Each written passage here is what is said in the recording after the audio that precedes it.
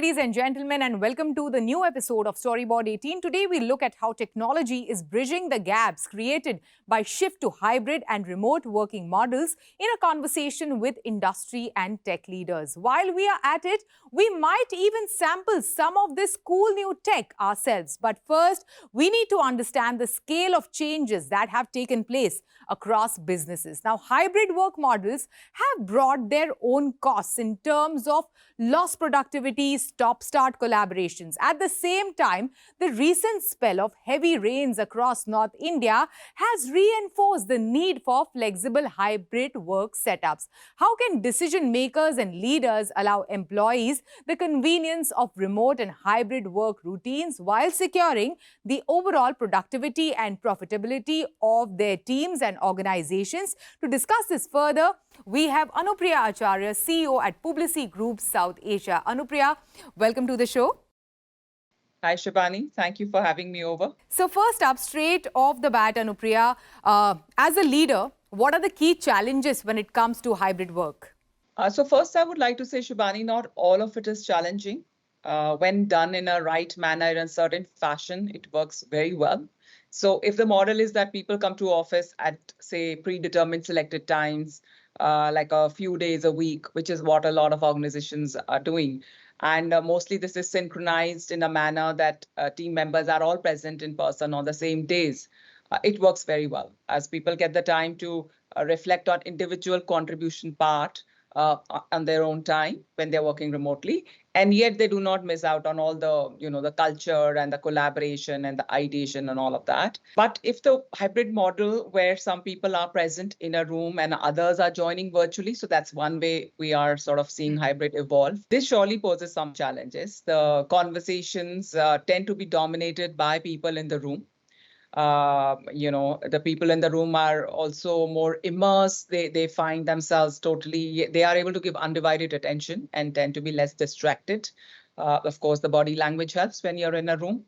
And much as we would all like that it should be an equal experience, equal participation by all people, it seldom is. A lot of times, whole discussion is sort of taken away by the people in the room. So I think it pays to be in the room. But the largest challenge, of course, of this model is where some cohorts in the team are operating only remotely, and the other cohorts are in the office. Yeah. So people are not really getting the time to meet, at all, unlike the first model that I spoke of. Here, sustaining a strong culture and say, fostering a sense of belonging can be very challenging. And we need to work doubly hard on ensuring engagement. And so while it gives great flexibility, like you talked about the monsoons and also, but that's for a short time, right? But on a continuous basis, it's fairly challenging. Moving on, at the beginning of the conversation, you mentioned how people who are on a virtual platform feel disconnected. And inclusivity is extremely important, in this whole hybrid world. So how do you ensure that you do that? So I think leaders must have an intentional and a very proactive focus on fostering fair and equitable and inclusive sort of environment across all people. So there are a couple of things we do. We run like several trainings and sessions with people and managers and leaders on recognizing their sort of hidden biases or unconscious biases and how to overcome them with their teams. So this way they are more conscious if they carry any biases. They build a culture of inclusion across their teams. And this is something that we cascade throughout the organization. The other thing that we do is also run a lot of focus groups and regular surveys at different stages of an employee's journey.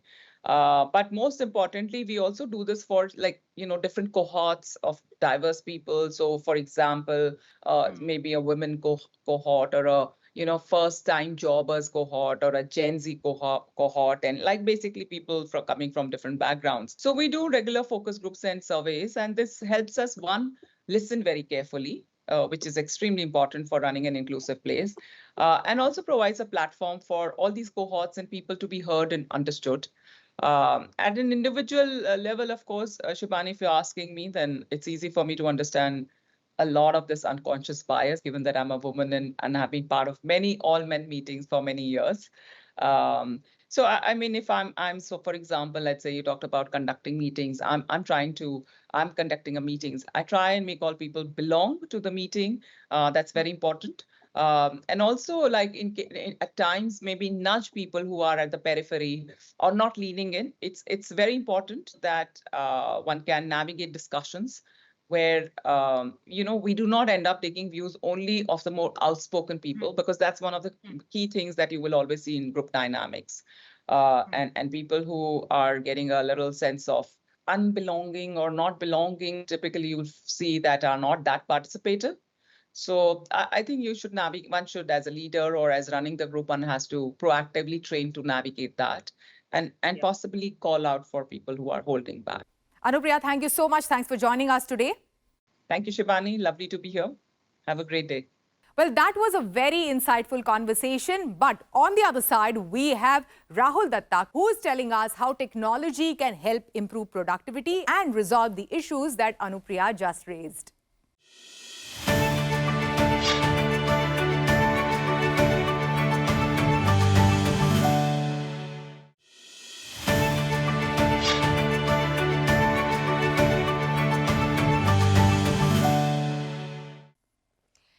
Welcome to this special edition of Storyboard 18. I'm Shibani Gharat. We have just concluded an insightful discussion with the bigwigs of India's media and advertising industry, exploring ways in which inclusive technology can help improve productivity in the coming age of remote working and hybrid work. To further examine the potential of technology to bridge gaps in the hybrid remote working model, we are joined in by a very special guest today, Rahul Dutta. Rahul, welcome to Storyboard 18. Hey Shibani, thanks for having me here. Good to see you. Let's take our seats. Sure. Rahul, we have heard the challenges that the CXOs put forth when it comes to hybrid working.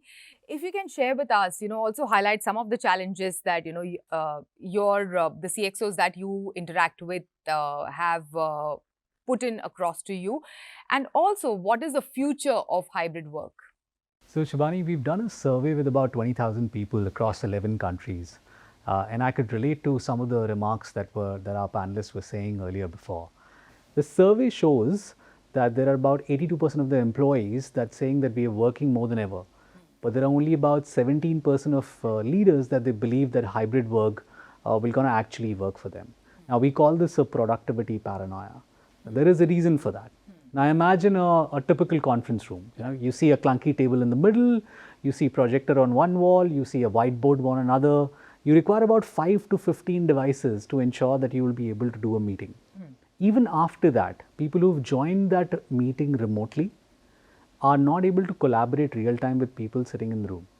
And that's the reason why I believe that future of hybrid work will be successful only when we'll make it collaborative. So I believe inclusivity and collaboration are the two cornerstones of hybrid work. And if we don't include that not only in our HR policy, but also in the way that we interact with the tools and technology that we use, I don't believe that hybrid work will going to be truly productive. And that's the reason why I see that, okay, most of the leaders are right now paranoid in terms of the productivity or the output that they get out of this model. And many of the issues or concerns that you raised right now, with your conversation with these CXOs are addressed by the product, right, that we have over here. But today, when it comes to hybrid work, organizations have so many tools and tech at their disposal. How do they really ensure which one is the right one for them? Look, I think there are 3 or 4 pillars which are very important for any organization. Number one is security. You need to have devices which just works with the security protocol and the security systems that you've already invested in. So if you're already on Windows, if you're already on Azure, if you're already on any of the Microsoft system, I think Surface works best because it gives you a complete security. Sustainability is also a very important part. We right from the product design to the product software, we make sure that at every step we have carbon footprint savings that we can give you. So sustainability is a very important point. The third point is about just manageability. You know, how do you just get the system in and plug and play? Now, if you look at this device, what it has is it got integrated with everything that you need to do a meeting anywhere. Sure. Comes with an integrated camera, Yeah. a normal camera and an AI camera which can sense the room. Comes with a speaker, a barely visible mic. Most importantly, it comes with a whiteboard. Now that's something which is very intuitive when you're doing brainstorming or collaboration meetings, right? So in a typical conference room, you go to a whiteboard, you scribble something, and then you put your camera towards it to ensure that, you know, people who've joined remotely can see it. And now is a time that, you know, you don't need to think outside the box. Like, you need to question, why do you need a box? Why do you need a conference room or a setup? Sure. Right? Just to kind of do that collaboration. And that's the area where this comes handy. Yeah. Now, like I said, digital whiteboarding, where you are doing something on this, where people in the room can see it, people who joined remotely can see it, and both of you can do a whiteboarding together. Now, that's something which is very important. Plus, it got templates. So, you've got post-its, you've got other templates for other kinds of meeting which are all ready. And guess what? You don't have to click pictures and then, you know, worry about will you lose this data or not, right? You just, you know, can send all the data that you've scribbled through here, through email, through anything. The second most important thing that you talked about is, at this point of time, integration on convergence is very important. How you're converging your total digital stack with all the technologies that you're using, that's very important. And you heard about AI. There's been a lot of conversations on AI. Yeah. Now, AI on cloud, where it gives you a lot of those features over a period of time, plus a AI on client, which is the endpoint device, that's a mixture. That's a perfect mixture for any company right now. Now, imagine you're doing a Teams meeting on this device with the new AI feature on our Teams platform. What it does is basically gives you the complete summary of what the meeting was all about. So you don't have to take the minutes of the meeting. And everyone gets it, even someone who's remote working. Correct. And even if you're not able to attend the meeting, what you will get is the top points, what was being discussed in the meeting. So that's the power of AI on the software. And on the power of AI on the device itself, for example, if it has a camera, it can sense if there are two people talking, suddenly there are 3 or 4 people that come in, everybody will come in the frame. Yeah. It will zoom out automatically. The audio features which are there in some of the Surface devices are also calibrated to ensure that your voice is very clear. Yeah. Right? So you've seen well, you heard well. And in times like today, I'm sure you agree with me that our employees want to be seen, heard and understood more than ever. Yeah. We all do. Yeah. And in these times, it's even more important. Yeah. Rahul, we spoke about how collaboration is needed when it comes to hybrid working. And, you know, typically when it comes to hybrid working, we have seen how, you know, especially with big teams, there is a lot of prep work that goes behind meetings. But, you know, towards the end of the day, it seems one-sided. So how do we ensure that it's more collaborative, more interactive when it comes to, you know, your day-to-day meetings and hybrid meetings? And I can tell you from my personal example, as a leader, you need to just make sure that, you know, you're consciously making sure that people in the room and people who've joined hybrid or people who've joined remotely are being heard, seen and understood. That's the balance that you have to make. That's one. Second, you also need to see that you have devices and you have technology that helps you to do that. As per me, hybrid work is more than just an HR policy change. It's a mindset shift where you need to learn new ways of collaborating. You need to understand that you have a larger team that's virtually also been a part of it. Plus your technology and devices. Like I said, a device like this then helps you to co-create stuff, to co-visualize stuff. Now imagine you're a CMO today and you're working on a project or a launch along with multiple agencies over a period of time. And you need to work on a design.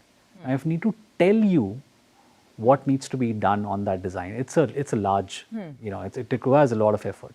Versus I show you what needs to be done and why. That is the reason of how it can happen. Now, in a launch, there are multiple teams working across geographies. There are multiple teams that are working, you know, across the board to make that one launch happen. Imagine there's a creative on the board, people in the room. I can make changes in that creative or can tell what are the changes which is required because of an XYZ reason. And then there are people who've joined remotely can also see it and they can see what needs to be done. It just empowers you to just be more collaborative by just not telling but showing us as well. And that's what is required. So, in the future, do you suggest that with tech, we can probably bypass physical renovations and cost involved and also help shape HR policies towards hybrid? So we are doing meetings where the meetings were not possible earlier. So we're using it in hospitals where hospitals are using it for video consultation. So they're taking it from an ICU bed to a bed, and then doctor can speak to a patient. We are using it in various experience centers. We are using it in various training centers that corporates are using right now, where there is a class of about 50 people that is probably in the head office, but they have probably 200 branches where the people have joined remotely. There are other 200 people who have joined remotely. Now imagine if I'm doing something as a trainer here, people in the room can see it, people across the board can see it, and that's the power of how you can do a truly collaborative and an inclusive training. And before we go, Rahul, if you can leave us with a few trends that you are seeing right now that will probably shape the future of hybrid working in the coming days. Well, I'm seeing that technology being your co-pilot, that's the trend that's going to be enabled by AI very soon. And that's what we're seeing. It's a collaboration of your software along with the AI capability and your hardware along with the AI capability coming together to make sure that the basic drudgery of work which is there, like for example, you're doing a meetings, but you need to remember to take the meeting notes and send it out, right? Those kind of stuff will be taken over by AI. Well, thank you so much. Thanks for sharing these insights and thanks for joining us today. Thanks, Shibani. With that, it's a wrap. Goodbye.